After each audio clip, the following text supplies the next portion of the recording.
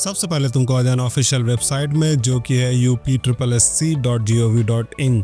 इस वाली वेबसाइट में जैसे आप आएंगे कुछ ऐसा इंटरफेस देखने के लिए आपको मिल जाएगा। उसके बाद सबसे ऊपर आना, आपको यहाँ पे एक ऑप्शन है नोटिफिकेशन एंड एडवर्टीजमेंट, इस पर तुम्हें क्लिक कर देना है। जैसे इस पर तुम क्लिक कर दोगे तुम्हारे सामने पेट का नोटिफिकेशन आ जाएगा, कब से यह फॉर्म स्टार्ट हुआ, इसकी लास्ट डेट क्या है, सारी डिटेल आपको यहाँ पे देखने के लिए मिल जाएंगी।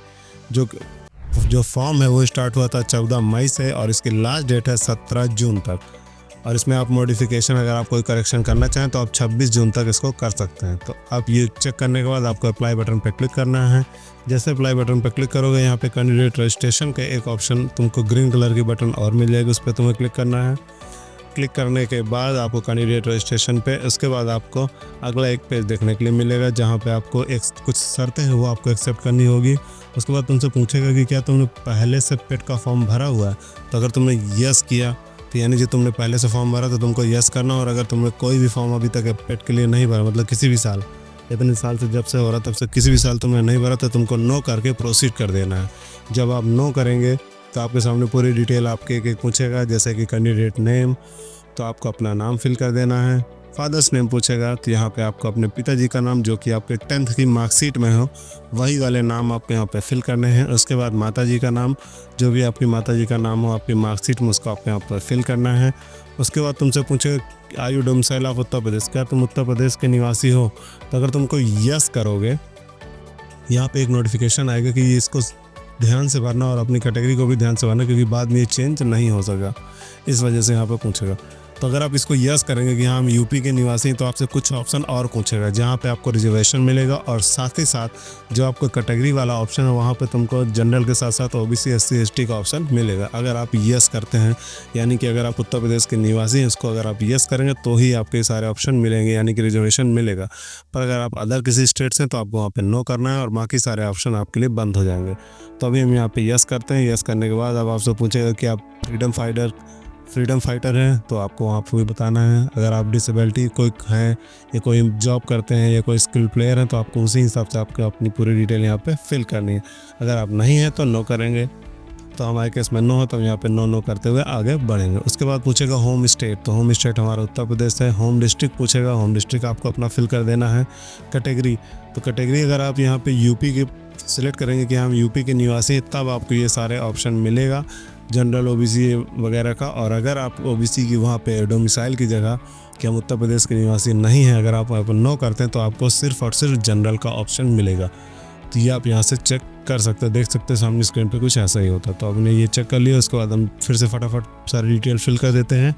यस करने के बाद उसके बाद अब आपको यहाँ पे जो भी आपकी कैटेगरी आपको वो फिल कर देना है। तो यहाँ पे हम जनरल फिल करते हैं। जनरल फिल करने के बाद अब आपको यहाँ पे EWS पूछेगा, तो अगर आपके पास EWS है तो आपको EWS सेलेक्ट करना है, नहीं है तो नो करके आगे बढ़ जाना है। EWS यस करने के बाद आपको यहाँ पे कुछ शर्तें बताएगा, वो आप अगर आप उसके अकॉर्डिंग है तो आप यस करेंगे, नहीं है तो नो करेंगे। उसके बाद आपको अपनी डेट ऑफ बर्थ फिल करनी, जो भी आपकी डेट ऑफ बर्थ है आपकी मार्कशीट में। उसके बाद आपको अपना जेंडर सेलेक्ट करना है कि आप मेल हैं फीमेल हैं।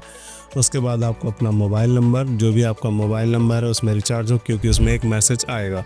उसके बाद आपको अपनी ईमेल फिल करनी है, जो भी आपकी ईमेल है उसको आपको यहाँ पे फिल कर देना है। और उसके बाद आपसे पूछा जाएगा यहाँ पे कि क्या आप मैरिड हैं। तो अगर आप मैरिड हैं तो यस करेंगे, और अगर आप मैरिड नहीं हैं तो नो करेंगे। अगर आप यस करते हैं तो उसके अलावा भी आपको कुछ ऑप्शन मिलेगा, पर हमारे केस में नो है तो हम नो करके आगे बढ़ते हैं। उसके बाद पूछेगा एम्प्लॉयमेंट डिटेल कि क्या कोई स्टेट गवर्नमेंट में या किसी सेंट्रल गवर्नमेंट पे या पहले किसी कहीं पे जॉब में है। अगर आप कोई जॉब करते हैं उत्तर प्रदेश में तो आपको वो सिलेक्ट करना है, कितने दिन से ये जॉब कर रहे हो, सर्विस पीरियड आपको यहाँ पे बताना पड़ेगा। और अगर कोई जॉब नहीं करते तो नॉट एन एम्प्लॉय, यानी ऊपर वाला ऑप्शन सेलेक्ट कर देना है। तो ज़्यादातर बच्चों के केस में यही होगा, तो आपको सबसे पहला वाला ऑप्शन सेलेक्ट कर देना है कि उत्तर प्रदेश गवर्नमेंट की कोई एम्प्लॉय नहीं है। उसके बाद आपकी अपनी 10th की डिटेल आपको फिल करनी है, किस बोर्ड से आप पास आउट हैं। तो हम तो यूपी बोर्ड के बच्चे हैं यहाँ पे, तो यूपी बोर्ड वाला सेलेक्ट करेंगे। तो नीचे आएंगे तो यहाँ पे मिल जाएगा Uttar Pradesh board of high school and intermediate education. उसके बाद ईयर ऑफ पासिंग यहाँ पे आपको फिल कर देना है, जो भी आप जिस साल भी आप पास हुए हैं। उसके बाद आपको अपना रोल नंबर फिल कर देना है, जो भी आपका 10th का मार्कशीट पे रोल नंबर है उसको आपको यहाँ पे फिल करना है। उसके बाद आपसे पूछा जाएगा कि आपको परसेंटेज या ग्रेड सिस्टम किस हिसाब से आपको रिजल्ट मिला है, ग्रेड सिस्टम के हिसाब से मिला है या परसेंटेज के हिसाब से मिला है। तो आपको यहाँ पर परसेंटेज सेलेक्ट कर लेना है। उसके बाद आप 10 मार्क्स जितने भी नंबर आप पाए हुए हैं यहाँ पे आपको वो फिल करना है, टोटल मार्क्स फिल करना है, वह परसेंटेज ऑटोमेटिक उठा लेगा। सेम चीज़ आपको 12th का डाटा फिल करना है। 12th का डाटा किस साल आप पास आउट हुए वो आपको फिल करना है, किस बोर्ड से पास आउट वो आपको डालना है, रोल नंबर डालना है। उसके बाद आपको जो परसेंटेज है वो आपको यहाँ पे सेलेक्ट कर लेना है और उसके बाद आपको नंबर जितने मिले हैं वो डालना है और कितने टोटल नंबर है वो आपको यहाँ पे फिल कर देनी है। आपको 10th और 12th की डिटेल सेम तरीके से फिल कर देनी। उसके बाद आपसे पूछा जाएगा कि क्या आपका ग्रेजुएशन है। अगर आपका ग्रेजुएशन है तो आपको ग्रेजुएशन की डिटेल फिल करनी है और अगर आपके पास नहीं है तो उसको नो करके आगे बढ़ जाना।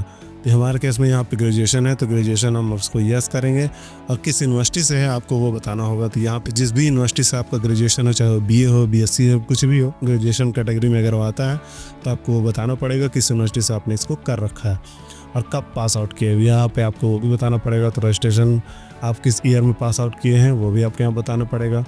उसके बाद आपको रोल नंबर या रजिस्ट्रेशन नंबर या यूनिवर्सिटी का जो इनरोलमेंट नंबर होता है वो भी आप यहाँ पे फिल कर सकते हैं।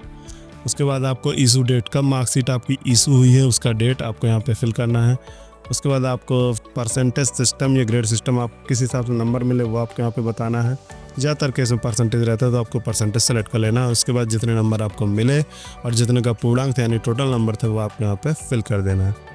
उसके बाद आपको कैप्चा फिल करते हुए आगे बढ़ जाना। जैसे कैप्चा फिल करके सबमिट पर क्लिक करेंगे आपसे पूछेगा कि आपको रजिस्ट्रेशन के लिए कन्फर्म है, तो आप बिल्कुल सही चीज़ आप भरे होंगे तो आपको यहाँ पर सारी चीज़ें ओके करके दिखा देगा।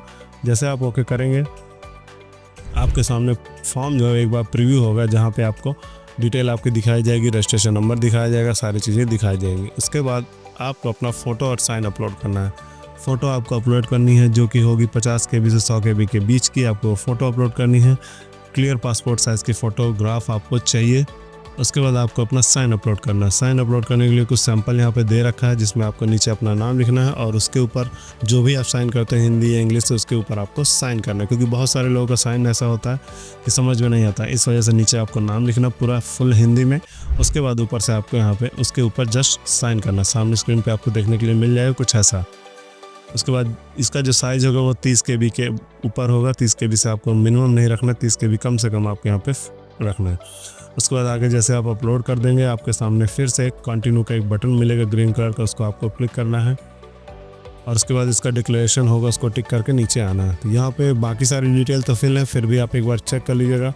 यहाँ पे एड्रेस डिटेल में आपको सीधे आना है। यहाँ पे आपको जो भी एड्रेस है वो आपको यहाँ पे फिल कर देना है, कौन सा मकान नंबर, कौन सा राज्य, कौन सा ज़िला, कौन सा पोस्ट, सारी डिटेल आपको यहाँ पे फिल कर देनी है। डिस्ट्रिक्ट नेम जो भी आपका वो आपको यहाँ पे फिल करना है और जो आपका पिन कोड लगता है पिन कोड भी आपको फिल कर देना है।